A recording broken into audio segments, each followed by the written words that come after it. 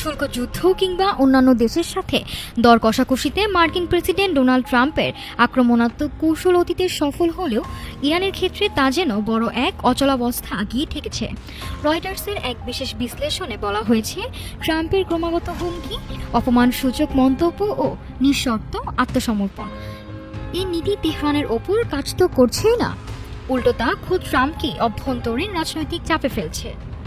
ক্ষমতায় ফেরার পর থেকেই নিজের চিরচেনা চাপ প্রয়োগের কূটনীতি দিয়ে বিশ্বমঞ্চে একের পর এক সুবিধা আদায় করেছে মার্কিন প্রেসিডেন্ট ডোনাল্ড ট্রাম্প।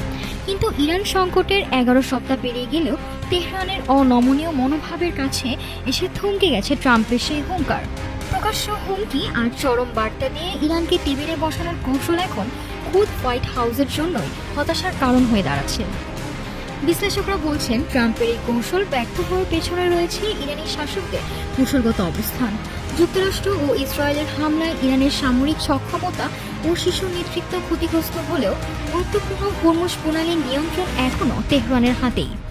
ফলে বিশ্ব জ্বালানি সরবরাহে বড় ধাক্কা দেওয়ার ক্ষমতা রেখে কোনো অবস্থাতেই সম্পূর্ণ পরাজয় বা আত্মসমর্পণ মেনে নিতে রাজি নয় ইরান। এই আন্তর্জাতিক অচলাবস্থা ট্রাম্পের ওপর তৈরি করছে তীব্র অভ্যন্তরীণ চাপ।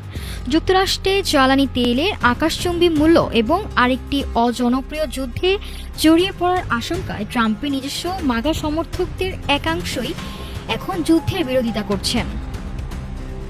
সামনেই নভেম্বর মাসের মধ্যবর্তী নির্বাচন, যেখানে কংগ্রেসের নিয়ন্ত্রণ ধরে রাখতে ইতিমধ্যে হিমশিম খাচ্ছে রিপাবলিকান পার্টি। এদিকে তেহরানের সবচেয়ে বড় মিত্র ও তাদের অপরিশোধিত তেলের প্রধান ক্রেতা চীনের অনড় অবস্থানও ট্রাম্পের সমীকরণকে জটিল করে তুলেছে। খোদ হোয়াইট হাউসের উপদেষ্টারা মনে করছেন, ট্রাম্প যদি সত্যি এই সংকটের শান্তিপূর্ণ সমাধান চান, তবে মধ্যরাতে সোশ্যাল মিডিয়া পোস্ট আর তাৎক্ষণিক সাক্ষাৎকারের তীব্র ভাষা ব্যবহার কমানো উচিত। অন্যথায় এই অচলাবস্থা বৈশ্বিক অর্থনীতিকে আরও বড় ধ্বংসের দিকে নিয়ে যেতে পারে। নাফিস সামিয়া, ঢাকা টুডে।